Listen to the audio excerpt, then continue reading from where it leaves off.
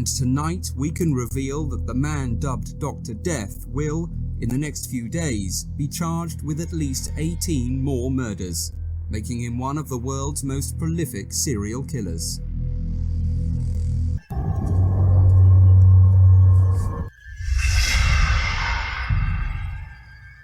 Halo semua, welcome back to Alex Pandang Channel, gudangnya cerita dan kisah misteri yang menarik untuk kita bahas. Terima kasih ya sudah klik video ini lagi. Salam sehat sejahtera untuk kita semua. Nah, bagi kalian yang baru pertama kali nongol di sini dan ingin menikmati beragam cerita dan juga kisah-kisah misteri, langsung saja pencet tombol subscribe, like, comment, share, dan segera aktifkan tombol notifikasinya agar kalian dapat menjadi orang pertama yang menonton konten terbaru di channel ini yang saya upload setiap minggunya, guys. Apa yang ada di benakmu jika kamu mendengar kalimat pembunuhan berantai? Sebagian besar di antara kita mungkin akan langsung berimajinasi tentang sosok orang bertopeng atau sosok yang sadis dan sejenisnya, seperti yang sering kita lihat dalam film-film horor, bukan? Pembunuhan berantai memang seringkali menyita perhatian publik dan tentu saja akan menimbulkan kecemasan di tengah-tengah masyarakat. Namun, apa jadinya jika pembunuhan berantai itu justru dilakukan oleh seorang dokter yang seharusnya jadi penolong bagi sesama umat manusia? Di cerita kita kali ini justru berbeda, guys, karena ini adalah sebuah kisah nyata tentang seorang pembunuh berantai yang perawakannya justru jauh dari kata seram, bahkan terkesan lugu dan tidak berbahaya. Ia bersembunyi di balik profesi dokter yang mulia. Siapa sangka ia kemudian diduga telah menghilangkan ratusan nyawa pasiennya dengan cara yang sangat rapi dan tersembunyi selama hampir 20 tahun. He was kind, thoughtful, access to death-dealing drugs, always well-mannered, very polite, perfect predator, friendly, pathological liar. At the time, one would have said an answer to prayer, just what we needed. Apa sebenarnya motif dan bagaimana ia mampu melakukan semuanya itu? Mari kita simak kisahnya.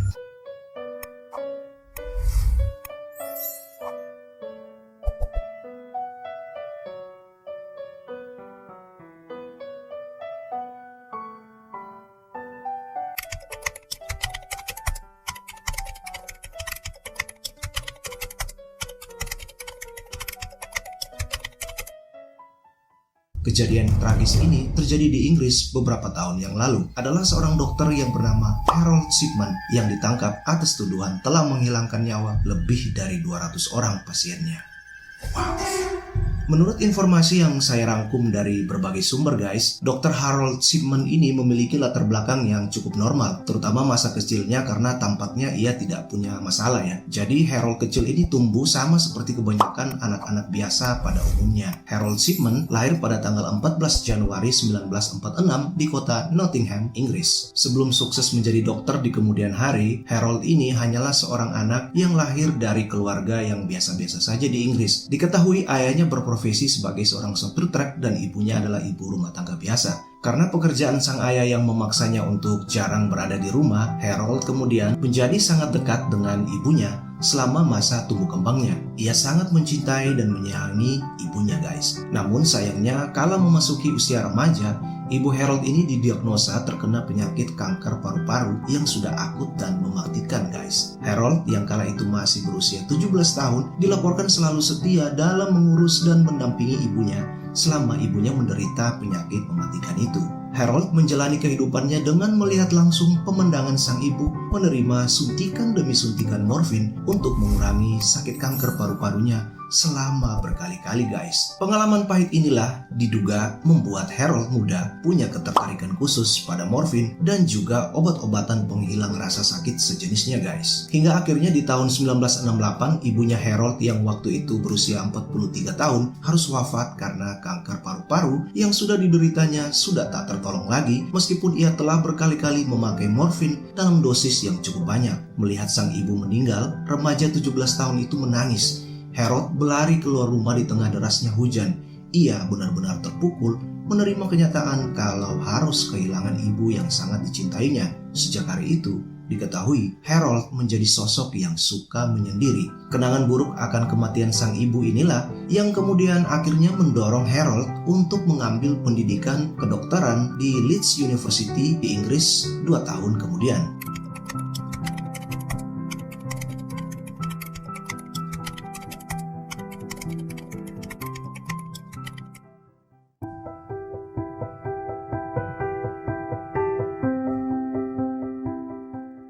Harold dilaporkan adalah salah satu siswa yang cukup berprestasi kala itu. Pada tahun pertamanya di sekolah kedokteran itu, Harold ini dilaporkan bertemu dan menjalin hubungan dengan seorang wanita bernama Primrose Oxtoby yang merupakan putri seorang petani setempat di daerah itu. Mereka kemudian menikah dalam usia yang masih tergolong muda karena masih berstatus mahasiswa tingkat pertama. Pernikahan kedua orang ini kemudian memberikan mereka itu 4 orang anak setelah Harold itu lulus dari kedokteran. Sementara Rose ini bisa menjadi ibu rumah tangga yang baik dan penuh kasih sayang sehingga bisa mendukung karir Harold di bidang kedokteran. Jadi ya boleh dibilang mereka berdua ini cukup berhasil membangun rumah tangga yang sangat harmonis guys. Hingga akhirnya beberapa tahun kemudian Harold pun berhasil menjalankan praktek pertamanya sebagai seorang dokter umum di Abraham Ormerod Medical Center di Inggris guys. Sayangnya tak disangka pada tahun 1975 Harold ini tiba-tiba ditangkap kepolisian dan dihukum atas tuduhan telah memalsukan resep untuk memenuhi ketergantungannya pada obat menghilang rasa sakit seperti petidin dan sintetis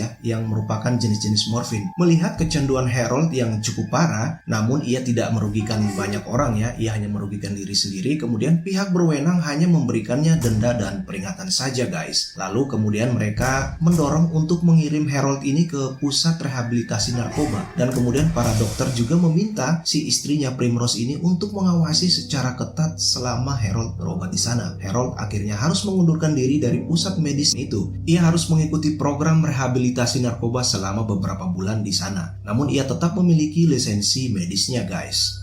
Setelah melewati masa rehabilitasi, Harold Shipman kemudian mengambil posisi baru di pusat medis Donnybrook High Grader di Manchester, di mana dia bekerja lebih dari 20 tahun di situ guys. Shipman ini adalah seorang dokter pekerja keras yang dipercaya para pasien dan juga rekan kerjanya. Meskipun ada desas-desus kalau Harold ini terkenal cukup arogan pada staf juniornya. Di rumah sakit inilah diduga Harold telah melakukan beberapa praktek penghilangan nyawa manusia dengan cara yang sangat sadis dan juga lihai. Dilaporkan ada sejumlah kasus kematian pasien yang rentan, khususnya perempuan yang sudah berusia lanjut yang dilaporkan meninggal dengan cara yang hampir-hampir mirip setiap kali ditangani oleh si Dr. Harold ini. Nah, pada tahun 1985 ada beberapa rekannya yang mulai curiga tentang kemiripan laporan kematian ini. Mereka lalu melaporkan hal itu kepada pihak berwajib dan pihak berwajib pun secara rahasia langsung melakukan penyelidikan. Namun pada akhirnya Harold ini terbebas dari semua kecurigaan itu karena tidak ada catatan apapun yang mencurigakan yang ditemukan oleh polisi. Karena ternyata Harold ini berhasil mengubah banyak sekali dokumen yang sudah ia rekayasa. The police came back to me about a fortnight later and said they'd investigated and quite frankly they could find nothing wrong.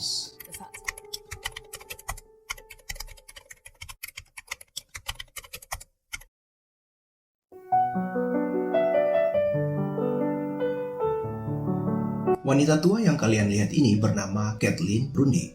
Grundy adalah mantan wali kota Hythe di Inggris dan merupakan sosok perempuan tua yang kaya raya guys. Suatu pagi pada tanggal 24 Juni tahun 1998, Kathleen Grundy pergi melakukan tes darah rutin ke dokter pribadi yang sangat dipercayanya guys. Usai cek darah, ia pulang ke rumah dengan keadaan yang sehat. Namun sayangnya pada pukul 1 siang, Kathleen ditemukan oleh 2 orang temannya sedang duduk mematung dengan pakaian lengkap di sofa ruang tamunya. Kedua sahabat Grundy itu sudah janjian untuk datang menjemputnya karena mereka akan pergi ke acara makan siang bersama para anggota klub pensiunan pejabat di sebuah restoran.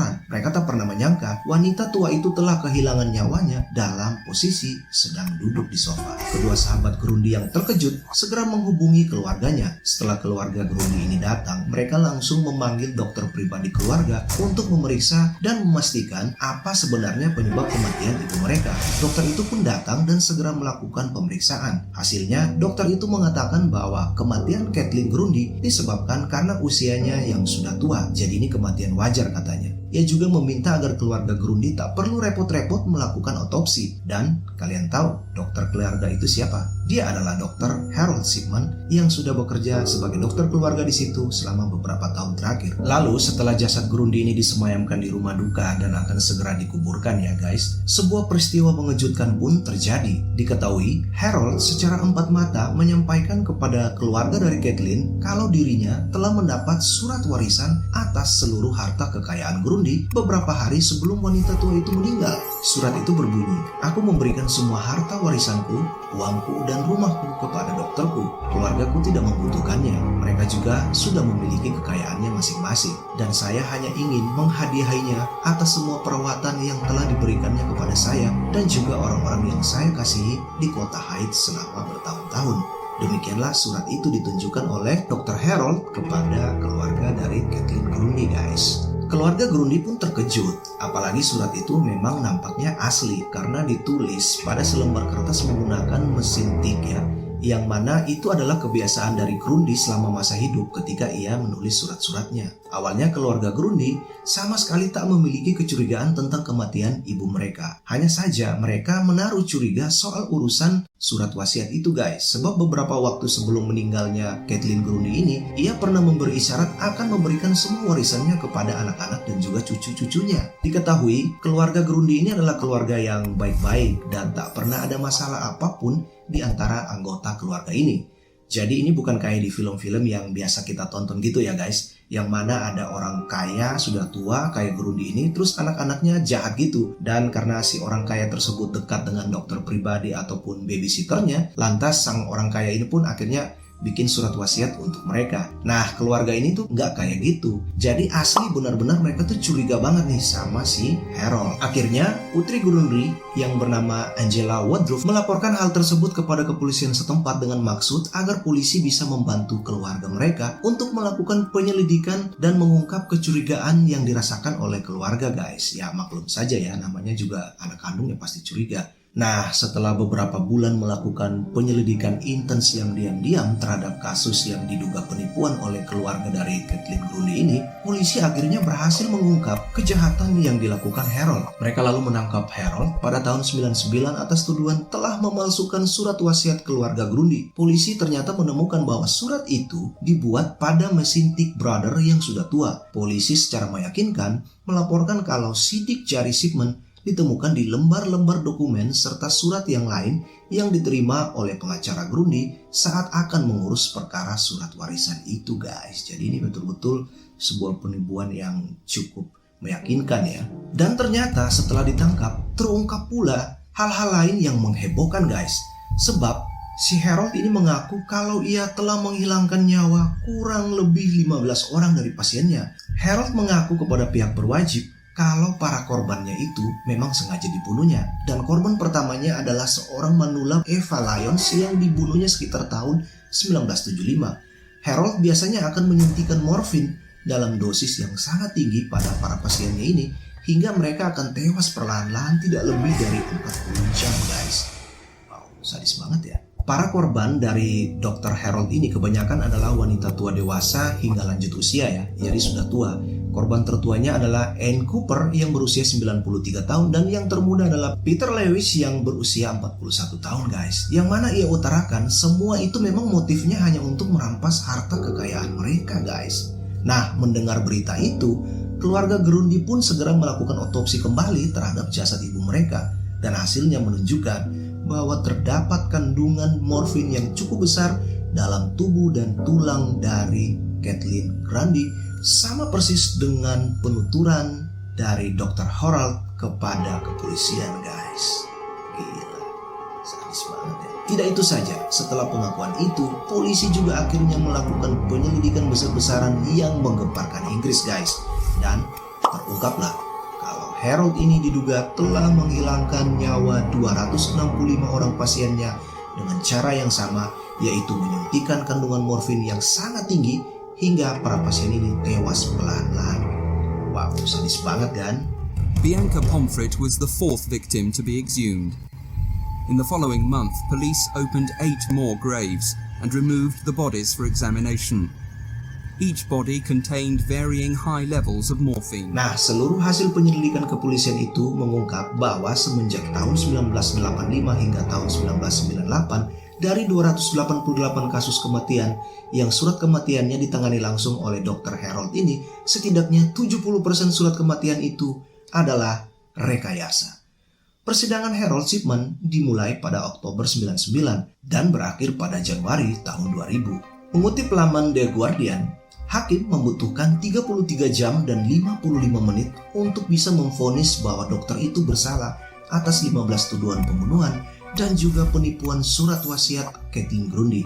Harold akhirnya dijatuhi hukuman penjara seumur hidup tanpa kemungkinan pembebasan bersyarat, guys. Polisi juga kemudian melaporkan bahwa Shipman ini terlihat angkuh di pengadilan dan berusaha menutup-nutupi kejahatan yang telah dilakukannya dengan berpura-pura memberikan banyak sekali keterangan palsu, guys. Meskipun didakwa dengan hanya 15 pembunuhan, namun penyelidikan yang intens atas kasus Harold Shipman ini tetap dibuka karena diperkirakan mungkin ia telah membunuh lebih dari 218 pasiennya selama ia bekerja, yang menyebabkan Harold ini benar-benar sulit untuk bisa mengajukan banding. Ya karena itu ya, memang kasusnya ini sangat rumit ya.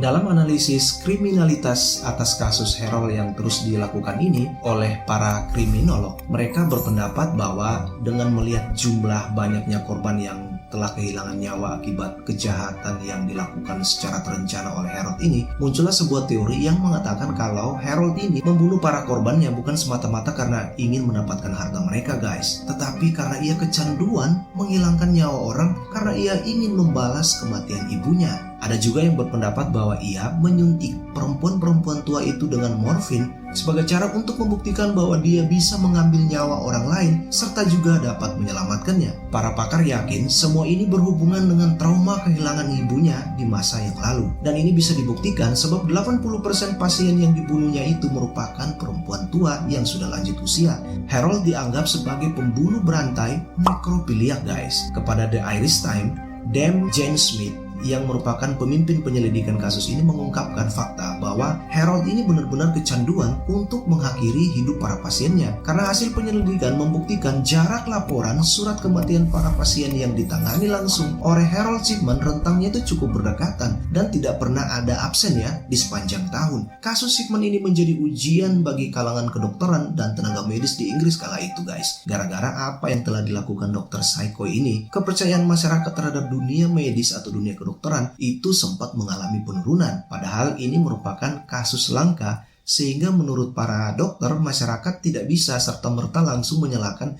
satu profesi saja karena tindakan satu orang, guys. Gila banget ya kasus ini. Nah, dengan semua dalil dan bukti-bukti yang cukup kuat ini, akhirnya Harold ini pun langsung dijebloskan ke penjara. Namun beberapa kasus dugaan kematian yang tidak wajar terhadap pasien-pasien Harold lainnya itu tetap dilakukan ya oleh pihak kepolisian.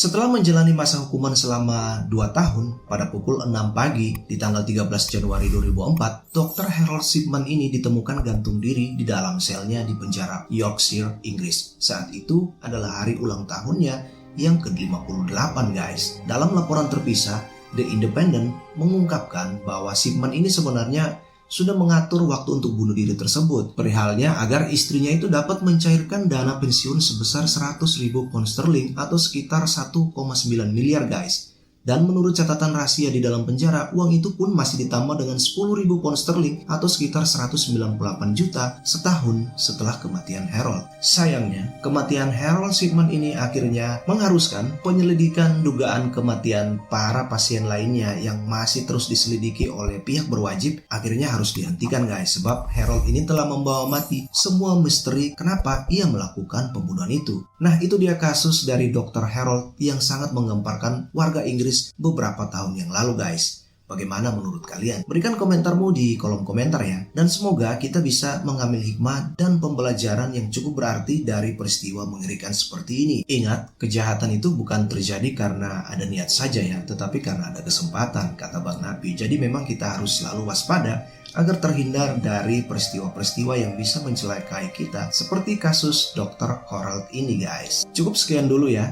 Jangan lupa share konten ini ke teman-teman kalian dan sampai jumpa pada cerita dan kisah menarik lainnya.